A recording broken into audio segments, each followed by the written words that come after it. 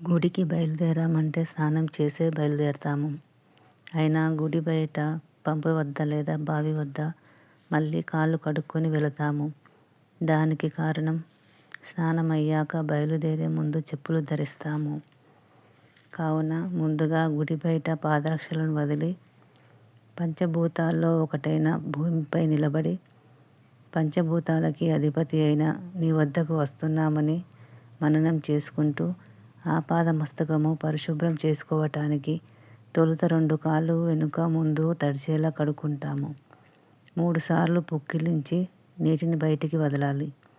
దేవా, శరీరము వాక్కుకి మూలకారణమైన నాలుక నోరు కూడా శుభ్రపరచుకొని నీ ముందుకు వచ్చి ప్రార్థిస్తున్నాము కావున మమ్ము దీవించు అని అర్థం. అందుకే విధిగా దేవాలయంలోకి వెళ్ళే ముందు కాళ్ళు నోరు శుభ్రపరచుకొని దర్శించుకోవాలి.